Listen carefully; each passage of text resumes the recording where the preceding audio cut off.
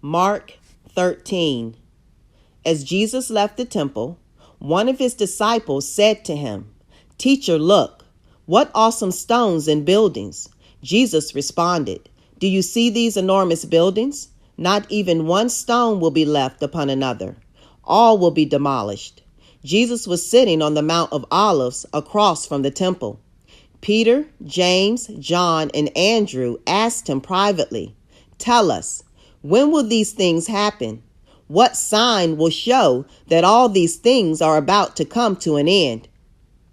Jesus said, "Watch out that no one deceives you. Many people will come in my name saying, 'I'm the one.' They will deceive many people. When you hear of wars and reports of wars, don't be alarmed.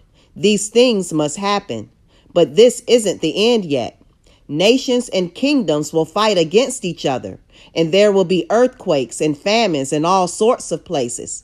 These things are just the beginning of the sufferings associated with the end. Watch out for yourselves. People will hand you over to the councils.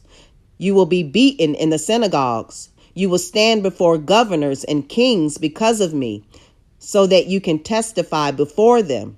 First, the good news must be proclaimed to all the nations.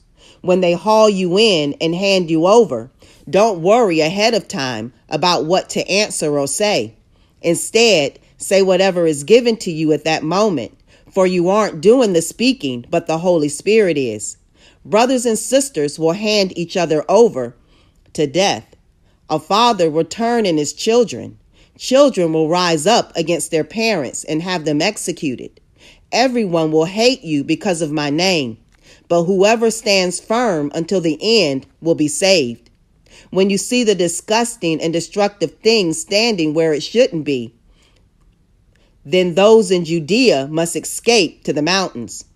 Those on the roof shouldn't come down or enter their houses to grab anything. Those in the field shouldn't come back to grab their clothes. How terrible it would be at that time for women who are pregnant and for women who are nursing their children. Pray that it doesn't happen in winter. In those days, there will be great suffering, such as the world has never before seen and will never see again. If the Lord hadn't shortened that time, no one would be rescued. But for the sake of the chosen ones, the ones whom God chose, he has cut short the time.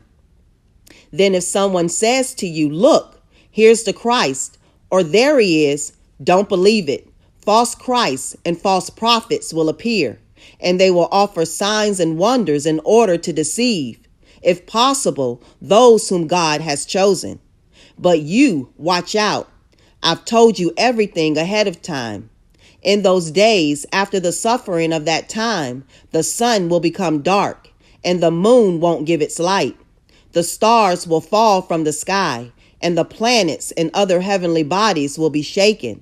Then they will see the human one coming in the clouds with great power and splendor. Then he will send the angels and gather together his chosen people from the four corners of the earth, from the end of the earth to the end of heaven. Learn this parable from the fig tree. After its branch becomes tender and it sprouts new leaves, you know that summer is near. In the same way, when you see these things happening, you know that he's near at the door.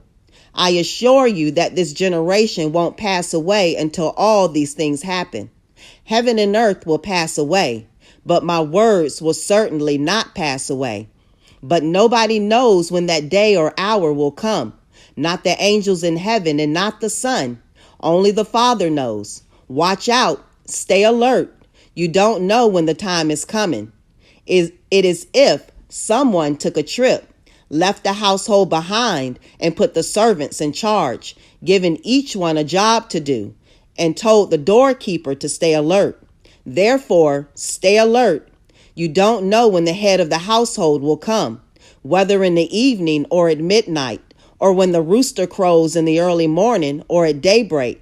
Don't let him show up when you weren't expecting and find you sleeping.